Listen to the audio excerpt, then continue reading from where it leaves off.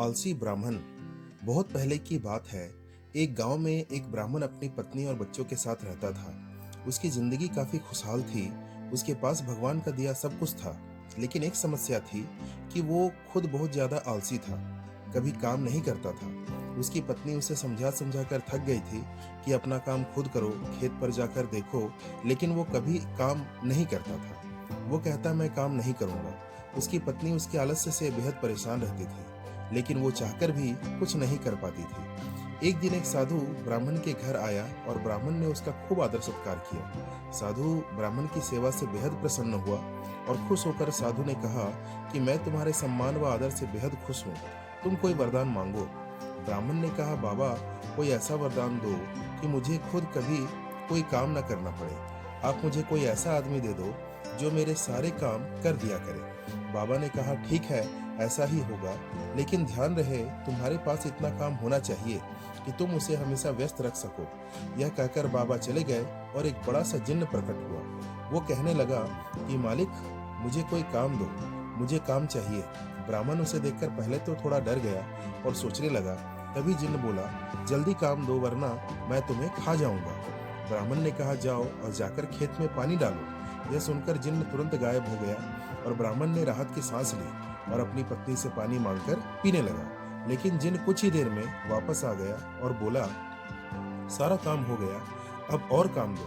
ब्राह्मण घबरा गया और बोला कि अब तुम आराम करो, बाकी काम कल करना। जिन्न बोला, नहीं, मुझे काम चाहिए वरना मैं तुम्हें खा जाऊंगा। ब्राह्मण सोचने लगा और बोला, तो जाकर खेत जोत लो, इसमें तुम्हें पूरी रात लग जाएगी। जिन्न गायब हो गया। आलसी ब्राह्मण अब खाना खाने बैठ गया। वो अपनी पत्नी से बोला, अब मुझे कोई काम नहीं करना पड़ेगा, अब तो जिंदगी भर का काम आराम हो गया। ब्राह्मण की पत्नी सोचने लगी कि कितना गलत सोच रहे हैं उसके पति। इसी बीच वो जिन्न वापस आ गया और बोला, काम दो, मेरा काम हो गया, जल्दी दो वरना मैं तुम्हें खा जाऊंगा। ब्राह्मण सोचने लगा कि अब तो उसके पास कोई काम नहीं बचा, अब क्या होगा। इसी बीच ब्राह्मण की पत्नी बोली, मैं इसे कोई काम दे सकती हूँ क्या। ब्राह्मण ने कहा, दे तो सकती हो, लेकिन तुम क्या काम दोगी। ब्राह्मण की पत्नी ने कहा, आप चिंता मत करो, वो मैं देख लूंगी। वो जिन्न से मुखातिब होकर बोली, तुम बाहर जाकर अब हमारे कुत्ते सुंदर की पूंछ सीधी कर दो। ध्यान रहे पूंछ पूरी तरह से सीधी हो जानी चाहिए। जिन्न चला गया। उसके जाते ही ब्राह्मण की पत्नी ने कहा, देखा आपने कि आलस कितना खतरनाक हो सकता है।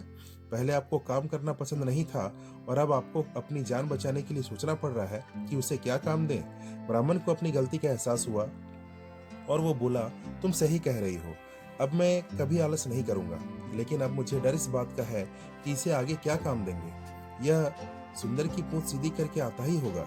मुझे बहुत डर लग रहा है, हमारी जान पर बन आई अब तो, यह हमें मार डालेगा। ब्राह्मण की पत्नी हंसने लगी और बोली, डरने की बात नहीं, चिंता मत करो, वो कभी भी सुंदर की पूंछ सीधी नहीं कर पाएगा। वहां जिन्न लाख कोशिशों के बाद भी सुंदर की पूंछ सीधी नहीं कर पाया। पूंछ छोड़ने के बाद फिर टेढ़ी हो जाती थी। रात भर वो यही करता रहा। ब्राह्मण की पत्नी ने कहा, अब आप मुझसे वादा करो कि कभी आलस नहीं करोगे और अपना काम खुद करोगे। ब्राह्मण ने पत्नी से वादा किया और दोनों चैन से सो गए। अगली सुबह ब्राह्मण खेत जाने के लिए घर से निकला तो देखा जिन्न सुंदर की पूंछ ही सीधी कर रहा था। उसने जिन्न को चिढ़ाने के लिए पूछा, क्या हुआ, अब तक काम पूरा नहीं हुआ क्या। जल्दी करो, मेरे पास तुम्हारे लिए और भी काम है। जिन्न बोला, मालिक, मैं जल्द ही यह काम पूरा कर लूंगा। ब्राह्मण उसकी बात सुनकर हंसते हंसते खेत पर काम करने चला गया और उसके बाद उसने आलस हमेशा के लिए त्याग दिया। इस कहानी से हमें यह सीख मिलती है कि आलस्य ही मनुष्य का सबसे बड़ा दुश्मन है। अगर कहानी पसंद आई हो तो वीडियो को लाइक और चैनल को सब्सक्राइब जरूर कीजिएगा। धन्यवाद।